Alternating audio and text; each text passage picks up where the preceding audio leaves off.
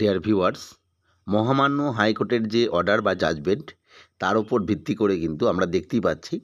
যে 18/6/25 অর্থাৎ আজকের ডেটেই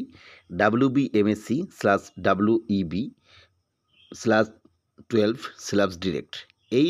মেমো নাম্বার অনুযায়ী West Bengal municipal service commission অবশেষে তাদের অফিসিয়াল ওয়েবসাইটে ফ্ল্যাশ মেসেজ বা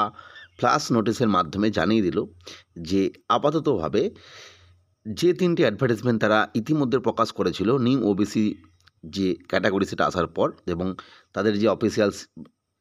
ওয়েবসাইট রয়েছে সেখানে কিন্তু তারা বিভিন্ন যে ইডাব্লিউএস যে format OBC A B list প্রকাশ করেও দিয়েছিল, সেই জায়গা থেকে অ্যাডভার্টাইজমেন্ট নম্বর 01/2025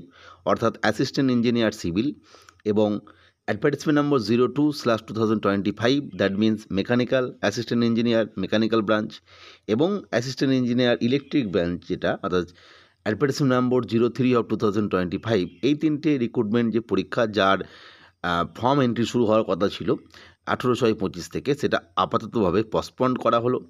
এবং এই রিগার্ডিং আপডেটস বা রিগার্ডিংয়ের জন্য যেটা বলা হয়েছে যে updates regarding the next course of action will be notified shortly through official website, অর্থাৎ যেটা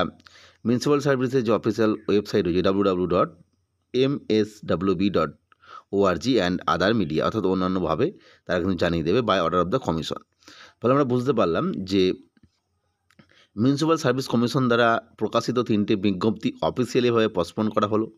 এখানে আর একটা বিষয় ইম্পর্টেন্ট, সেটা হচ্ছে ইতিমধ্যে অন্য একটি মামলা দায়ের হয়েছে যেখানে কলেজে ভর্তির ব্যাপারে, যেটা আমরা জানি যে কলেজে ভর্তির ব্যাপারে ওবিসি এ এবং ওবিসি বি মেনশনিং করা আছে, সেই জায়গা থেকে যেহেতু 31 জুলাই অবধি এটা পসপন্ড আছে, এই বিষয়ে ইন্টারিম স্টে আছে, সেক্ষেত্রে ওই রিগার্ডিংও কিন্তু একটা মামলা দায়ের হয়েছে এবং সেই মামলা দায়েরের অনুমতি দেওয়া হয়েছে। আমাদের লক্ষ্য রাখতে হবে পরবর্তী ক্ষেত্রে ওই রিক্রুটমেন্টের উপর, বা অর্থাৎ রিক্রুটমেন্ট বলবো না,